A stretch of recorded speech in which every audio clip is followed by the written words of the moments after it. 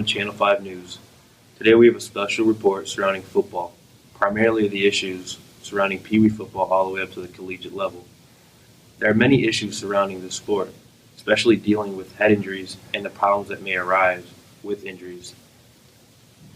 It may be obvious to the naked eye that Pee Wee football is much safer than college football, but studies show the opposite. A study ran by the Biomedical Engineering Society shows that average 7-year-old playing football would take 3,661 hits to the head during a season. 11 of these hits will most likely be 80 G's of force or greater, which are similar to the high impact hits in college and high school. Here are some clips of players getting hit that lead to concussions.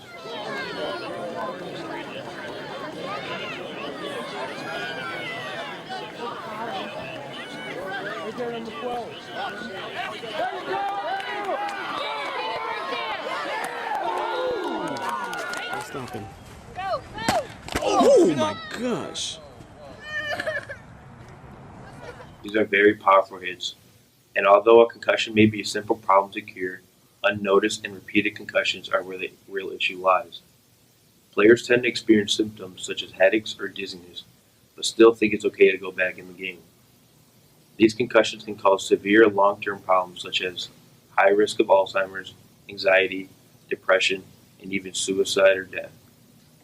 With repeated concussions throughout a long career of football, they've yet to experience all the complications of football, especially when they reach the college level. Now we will go to an interview with Mizzou student athlete and his opinion on the issue. What do you think about head injuries in football?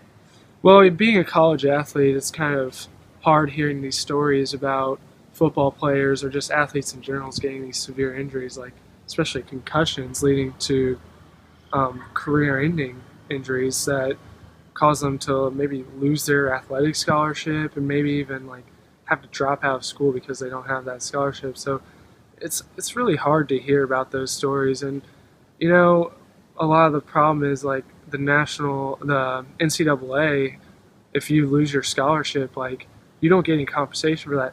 Athletes like myself, like we have to put in time with school, studying, study hall hours, and practice, and you know it ends up being more than 40 hours a week, which in most cases that's a full-time job. So it's hard to hear the NCAA justify not compensating athletes. And you know, I feel like if they would just like pay us, even if it wasn't a lot, like maybe like $2,000 a semester, then it could help in allowing us to get compensation if we lose our scholarship from injury.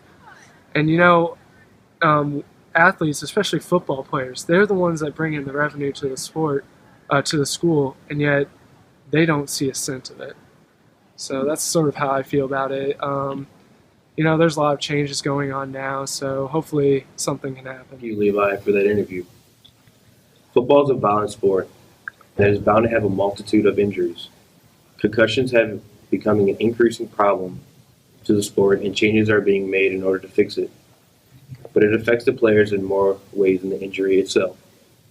It could be career-ending if one has suffered too many, and in college it may lead to a player having to drop out of school, unless, of course, they are allowed to get compensation, which they could get if they got paid. In order to stop this, the safety of the game and the education of the players on the impact that these head injuries have on their lives must improve.